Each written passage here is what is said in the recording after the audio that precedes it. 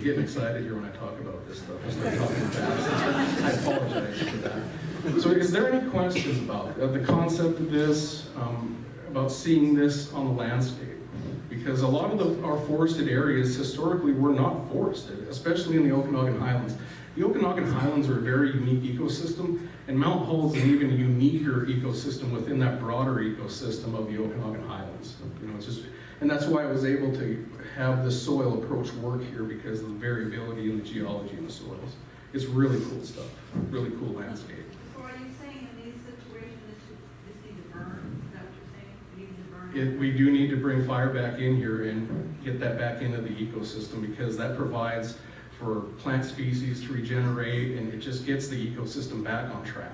This is unhealthy. When the soils have been severely burned, like because it was got too hot, because of this kind of work. So in this instance, that part of that conceptual model of what we're going to do to manage the land, we would come in here, remove all that dug fir down to the tree spacing of these ponderosas. We'd leave the big pondos. You'd remove all of this, because at the end of the day, those dug firs are worth money, and that can finance some of our stewardship options at the back end of these projects.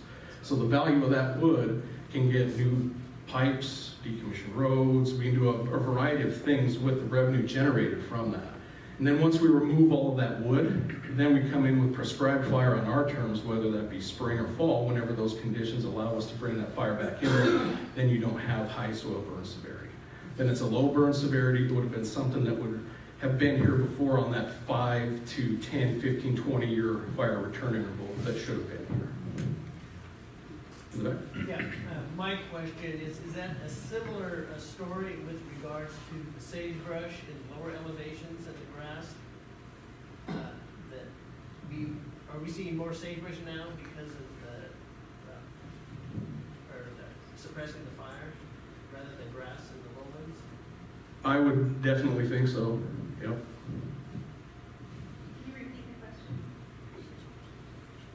It was encroachment on sagebrush in lower elevations from fire, reducing fire, and I think that that's a valid assumption.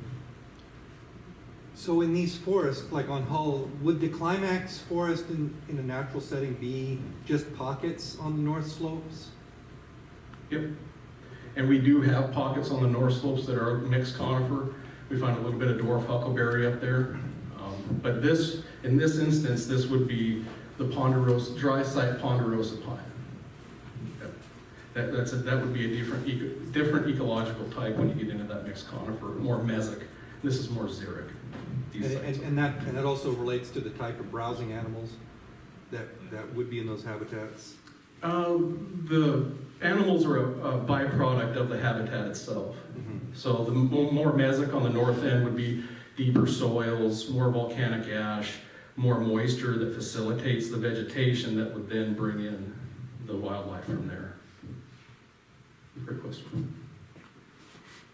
So I have a forest management plan on my 40 acres we did inherited on 17. No burning was recommended, and that was 15 years ago. Is this something new to do burning after forest restoration? I wouldn't say it's new. The Forest Service has been doing that for many decades. I think there's a new realization that we need to start bringing fire back into the landscape, and that there is positive benefits associated with that on our terms and in fire-dominated ecosystems like the Okanagan. I mean, we had a fire go through 3 years ago, and you can definitely tell the areas that were affected harshly by the fire compared to what we had thinned and limbed and shredded. It was a big difference. It was great to see the system work. They didn't have any idea about doing fire after restoration. Yeah, there's been more of a push in the past 10 years to incorporate fire with forest management too, on a broader scale. Because the state never used to do that either. So that's sponsored by the NRCS, so they can come in on a new forest management plan and do a prescribed burn? They wouldn't do the prescribed burn for you. So with the NRCS, they have a suite of conservation techniques that you could choose from depending on what your land management objective is. And I don't know if prescribed fire is one of those. I know pile and burn is, I know lop and scatter is, but I don't know if prescribed fire is. That's something you could call the local NRCS office down in Okanagan and talk to those folks, and they would know. I guess I'm confused, did you say that this would be prescribed, you do prescribed burn on that? Yes, and this is Forest Service land, Ah, okay. so this isn't private. Do you know how prescribed burns the smoke as a lung irritant squares with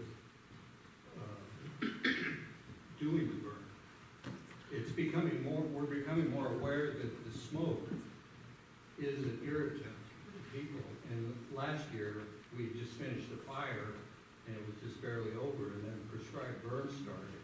And so we just had this incredibly long season of smoke that just kind of sits in the valley and seeks the valleys. And I'm wondering if there's awareness of that as far as the Forest Service.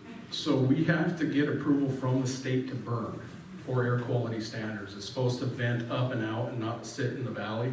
So there is an awareness for that. Does it always work? No, but we try. It seems like if we do it in the spring, it doesn't generate as much smoke as it does in the fall. So we try to do as much as we can in the spring. Like last spring, it was so wet and we had snow for so long, we just couldn't get it in. So, but there is a recognition of that fact, yes. Do you foresee the increasing rate of climate change having an impact on this kind of work that you're doing? Absolutely. The key word in Forest Service right now is increasing pace and scale. So that's the buzzword in the Forest Service, and that is directly tied to a warming, drying environment and getting out ahead of this. So, anything else before we move on? These are great questions. I was just remembering the era of megafires presentation last April, and maybe some of you were able to come, when we're talking about smoke and impact on people. Paul Hesberg showed two photos. One was of smoke during a wildfire, and one was of smoke during a prescribed burn. And he basically kind of said, you know, you can choose. You're going to have smoke. Do you want it really, really thick, like we have the wildfire, or do you want to have the less dense smoke at the right time of year with prescribed burning? And so I thought that was kind of an interesting thing to tie in with this conversation too. And with wildfire smoke too, we also have, if there's structures that are burnt, you also have that as well. So there can also be other pollutants in that smoke too from wildfire. You mentioned the change because of climate change. Is the Forest Service, do they actually have policy that states one? Yes, we do have mandate. It's not. Thanks.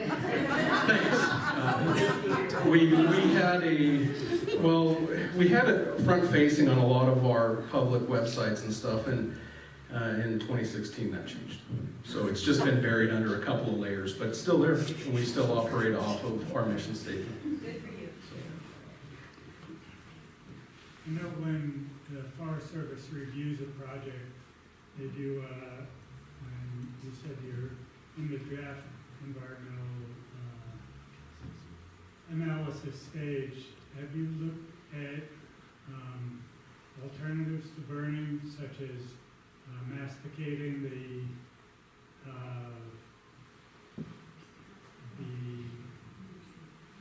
unwanted vegetation? We have looked into that. In years past, the fuels program here, they couldn't make mastication work.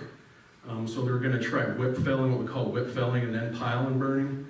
Mastication, it's good, and I don't wanna take it out of the toolbox of land management. It has its drawbacks in some cases. If you have too much mastication, you can get this big fuel buildup on top of the soil that can reduce a lot of the biodiversity in forbs and shrubs and things like that. And it can also cause high burn severity if it just sits there and we don't do anything with it. We've looked at chipping for biomass removal and taking it to the cogen plant over in Kettle Falls.